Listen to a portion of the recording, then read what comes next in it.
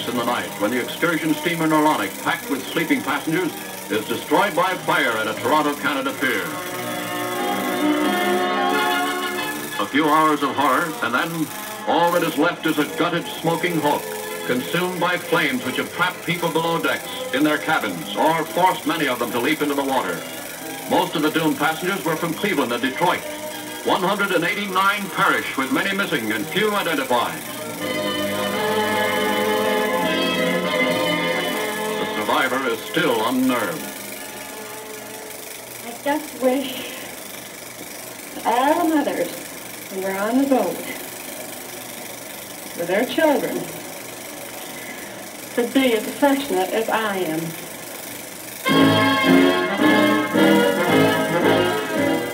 The first outstanding victory in the Cold War between East and West is the end of the 10-month blockade of Berlin.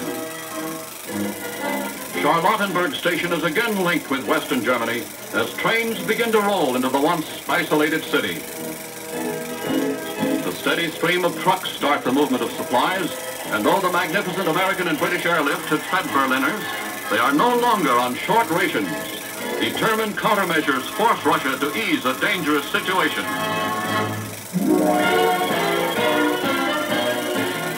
Lucky Lady, an Army B-50 bomber, takes off from Fort Worth, Texas on a super-secret mission. Only the 14 men aboard and a few top Army men in Washington know that its planned performance is to remind potential enemies of America's might in the air.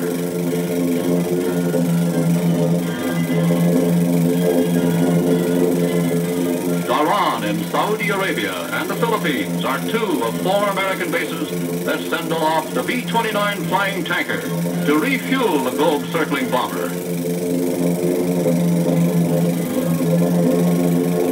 The two pilots talk each other into position, and the gas begins to flow. Hawaii sends more gas aloft, and soon, Lucky Lady is due at home. Mission almost accomplished, Fort Worth is alerted, and here she comes. 94-hour non-stop flight and a superb feat by her commander, pilot James Gallagher.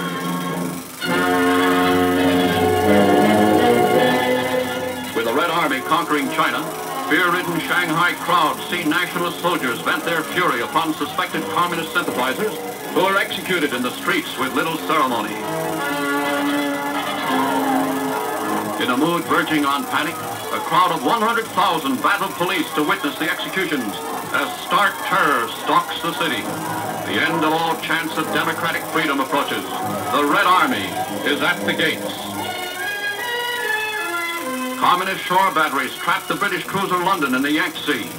44 men are lost before she escapes to Shanghai, badly battered. Americans and British leave by every means possible. Some have to be carried aboard trains as the traditional open door in China is slammed shut. With a flat ultimatum from Red authorities, civil and military contingents depart to avoid clashes that could spark a third world war. Nuns who have spent their lives in religious teaching know that communism will not tolerate them. Shanghai becomes another red outpost. Philadelphia plays host to the 31st National Convention of the American Legion, led in parade by regular Army men honoring the victorious veterans of 2 world wars. The youngest drum majorette is an attraction, and though it's summer, Santa Claus comes from Indiana. The Minnesota Post is costumed colorfully in a spectacle of more than 60,000 men and women marchers.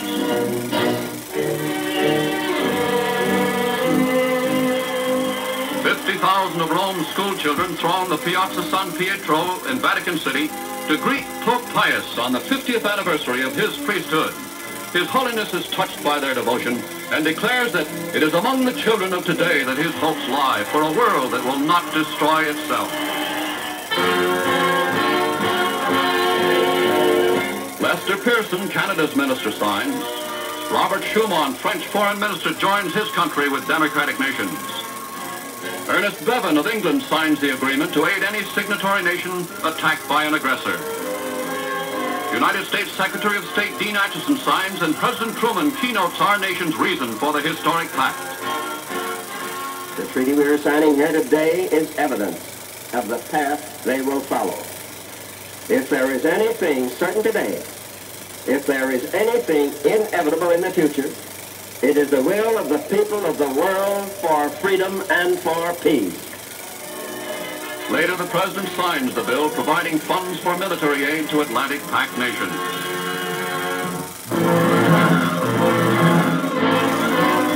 Ammunition-laden barges blew up in New Jersey's Raritan River. With a roar heard for 40 miles, the once prosperous and industrial town of South Amboy was left a shattered wreck. 4 dead were taken from the ruins, and 22 barge crewmen vanished completely as the city of 10,000 crumbled under the blast.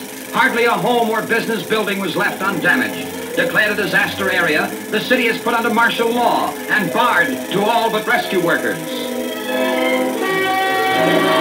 The largest active volcano in the world, Mauna Loa, spills a record volume of red-hot lava on the golden isle of Hawaii. The molten stream moves relentlessly from the fiery cone, 13,000 feet above the sea, and scores of earthquake shocks accompany the outpouring. The deadly pattern streams down the flanks of Mauna Loa, a continuing menace to life and property. 5 long, desperate weeks, the Canadian city of Winnipeg has battled the swollen waters of the Red River. More than 50,000 volunteer workers man the dikes to hold back the raging torrent. The Red Cross and RCAF transport more than 2,500 patients to safety. Almost 1/3 of the population are forced to abandon their city and flee to shelter in other areas. Total cost of the damage to Winnipeg is estimated in the millions.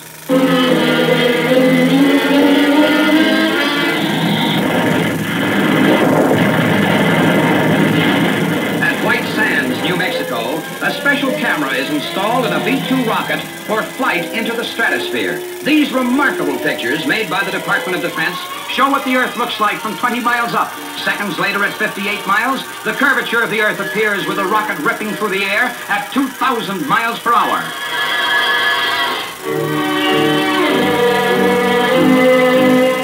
500,000 throng St. Peter's Square, where Pope Pius officiates at the first outdoor canonization ceremony in Catholic Church history.